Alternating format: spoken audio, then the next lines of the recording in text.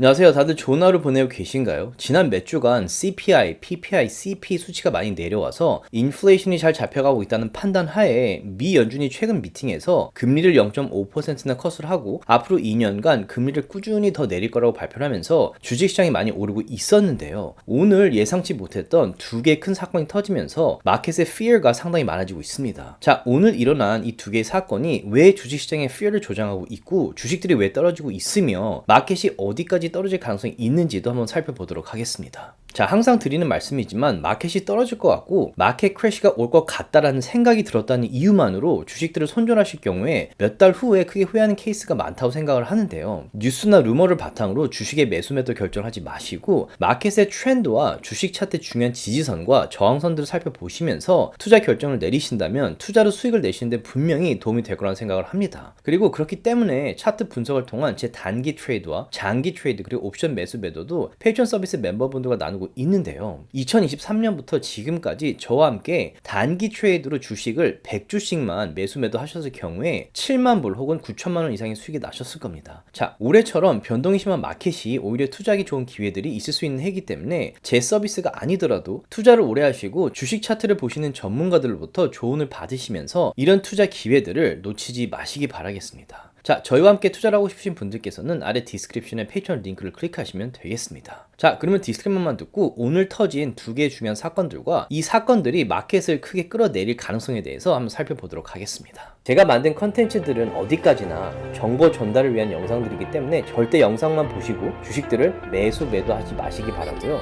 본인 스스로 반드시 리서치를 더 하신 다음에 판단을 내리시기 바라겠습니다. 자, 다들 아시겠지만 코로나 팬데믹이 끝나고 난 후에 정부가 푼 긴급구조 기금들이 너무 많았기 때문에 인플레이션이 걷잡을 수 없이 올랐었습니다. 자, 한때는 인플레이션이 9.1%까지 올랐었는데요. 이렇게 급하게 오른 인플레이션을 내리기 위해 미 연준에서는 금리를 역사상 가장 짧은 기간 동안 가장 많이 올리면서 2022년도에 마켓에 큰 풀백이 일어났었습니다. 이런 과정을 통해서 여기 보시듯이 CPI 수치가 9.1%에서 최근에는 미 연준의 목표치였던 2%대인 2.5%까지 떨어지면서 미연준의 소프트 랜딩이 성공적으로 이루어지고 있는 것으로 보였고 9월 달에 미연준 미팅 때 4년 만에 처음으로 금리 컷을 0.5%나 했으며 내년과 내후년까지도 금리를 꾸준히 내려서 금리를 5.5%에서 3%대로 내리겠다고 발표를 했고 마켓이 크게 오르고 있습니다. 그런데 오늘 이 두 가지 아주 중요한 뉴스가 뜨면서 마켓이 다시 떨어지고 있는데요. 이 두 가지 뉴스가 마켓을 더 끌어낼 가능성에 대해서 한번 살펴보도록 하겠습니다. 자, 일단 첫 번째 뉴스는 이란이 이스라엘에 미사일을 발사하면서 전쟁에 대한 불안감이 커지고 있다는 소식입니다. 자, 여기 보시듯이 이란이 이스라엘을 향해서 미사일을 여러 개 쏘면서 이 두 나라 간의 전쟁 발발에 대한 불안감과 fear가 상당히 많아지고 있습니다. 자, 이 두 나라 간의 전쟁이 커질 경우에 중동 지역이기 때문에 세계적으로 오일 공급에 큰 문제가 생길 가능성이 상당히 높아지게 됩니다. 그렇기 때문에 이 뉴스가 나오고 나서 오늘 오일 가격이 2~3% 이상이나 올랐고 미국이 이런 사태를 대비해서 오일을 무려 6만 배럴이나 샀다고 합니다. 자, 여기서 가장 큰 문제 중에 하나는 오일로 만들어진 제품들이 6,000개가 넘기 때문에 전쟁의 발발로 기름값이 다시 오를 경우 오일의 가격 상승뿐만 아니라 이 6,000개가 넘는 제품들의 가격 역시 함께 오를 것이기 때문에 기껏 힘들게 내린 인플레이션이 다시 오를 가능성이 높아진다는 점입니다. 만약 전쟁의 상황이 더 심각해져서 이대로 오일의 가격이 계속 오르게 된다면 인플레이션이 다시 오르는 바람에 많은 투자자들이 지금 기대하고 있는 금리를 컷하기는커녕 오히려 금리를 다시 올려야 하는 상황이 올 수도 있다는 불안감에 마켓의 피어가 상당히 많아지고 있습니다. 자, 거기다가 주식이라는 것은 현재가 아니라 미래를 반영하기 때문에 여기 보시듯이 11월에 있을 미연준 미팅 때 금리를 0.25% 내릴 거라고 전망하는 전문가들이 무려 63%가 넘고 0.5%나 더 내릴 거라고 생각하는 전문가분들이 35%가 넘는 상황입니다. 이런 기대가 마켓에 이미 반영이 되었기 때문에 11월 미연준 미팅 때 금리를 컷하지 않고 이대로 홀딩만 한다고 해도 주식시장이 크게 내릴 수 있는 상황인데 만약 전쟁의 발발과 오일 가격의 상승으로 인플레이션이 다시 서서히 오르는 바람에 금리 컷이 아니라 금리를 오히려 더 올리거나 올릴 가능성이 있다라고 제롬 파월이 발표를 한다면 마켓은 다시 한번 아주 크게 떨어질 가능성이 높다고 생각을 합니다. 자, 아직은 11월이 되어봐야 금리 컷에 대한 미연준의 입장을 알 수 있겠지만 인플레이션이 서서히 오르고 있는지 눈여겨봐야 된다고 생각을 합니다. 자, 그리고 이란과 이스라엘의 전쟁에 대한 뉴스와 함께 오늘 터진 또 하나의 사건은 바로 미국 동남부 지역에 있는 항만들의 파업인데요. 47년 만에 일어난 파업이라고 합니다. 자, 항만에서 파업이 일어날 경우에 서플라이 체인 혹은 공급 체계 문제가 생겨서 공급에 비해 수요가 많아지기 때문에 기껏 내려놓은 인플레이션이 다시 올라갈 가능성 역시 높아지게 됩니다. 그런데 이번 파업이 단순히 하나의 주에서 일어난 것이 아니라 여기 보시듯이 보스턴에서 텍사스까지 무려 14군데 항만에서 일어난 파업이고 4만 5천 명이나 되는 분들이 파업에 동참을 했다고 합니다. 자, 보통 일이 아니라는 걸 바로 느끼실 수 있을 텐데요. 문제는 이 파업이 얼마나 오래 지속될 것이냐입니다. 자,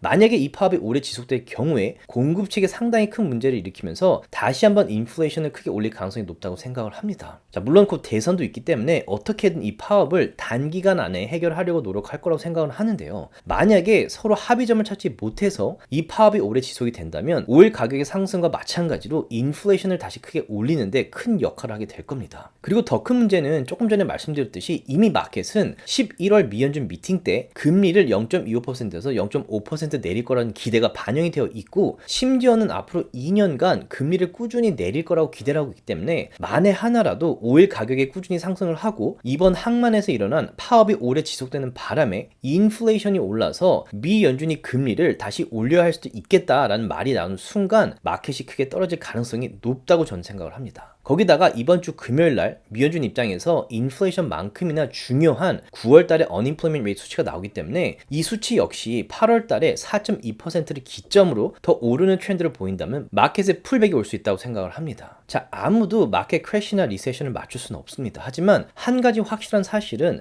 마켓 크래시가 일어나기 위해서는 마켓의 트렌드가 상향에서 하향으로 바뀌어야 한다는 점입니다. 그런데 여기 S&P 500의 위클리 차트를 보시면 마켓은 여전히 강한 상승세를 보이고 있고 200 SMA와 50 SMA 모두 상향을 가리키고 있는 데다가 이 두 SMA 간의 공간이 여전히 넓기 때문에 강한 상승세가 유지되고 있습니다. 하지만 만약에 S&P 500의 위클리 캔들이 과거의 이 지점에서 보시듯이 9 SMA를 뚫고 내려와서 50 SMA를 테스트하고 나서 이 50 SMA 마저 뚫고 내려온다면 2022년도와 비슷한 트렌드로 바뀔 수도 있기 때문에 이 지표들을 팔로우하면서 마켓의 트렌드를 주시해야 된다고 생각을 하고 만약 이런 사태가 일어날 것을 대비해서 페이트론 서비스 멤버분들에게는 아침마다 이런 인덱스와 눈여겨보는 중요한 개별 주식들의 차트 트렌드를 나누고 있습니다. 자, 조금 더 줌인을 해서 보시면 S&P 500의 데일리 차트 같은 경우에 새로운 최고점을 기록하고 있기 때문에 이전 최고점 선인 이 검은 선과 20 SMA가 만나는 이 지점이 아주 강한 서포트 역할을 하게 될 겁니다. 자, S&P 500이 볼린저 밴드의 상단을 테스트를 했고 아직은 볼린저 밴드가 좁기 때문에 마켓의 풀백은 어느 정도 예상을 하고 있다라고 멤버분들에게 지난주에 말씀을 드렸었는데요. 아래 RSI나 스토캐스틱 RSI 모두 이제 하향세를 시작하고 있기 때문에 S&P 500이 20 SMA를 뚫고 50 SMA까지 떨어지는지 일단 주시해야 된다고 생각을 합니다.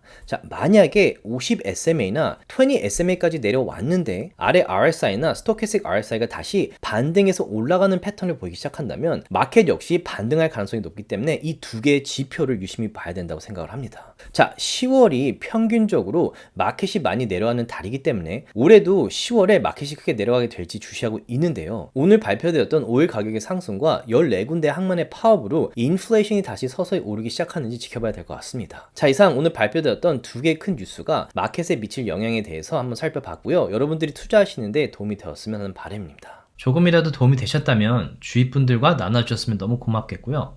구독과 라이크를 해주시면 더욱 감사하겠습니다.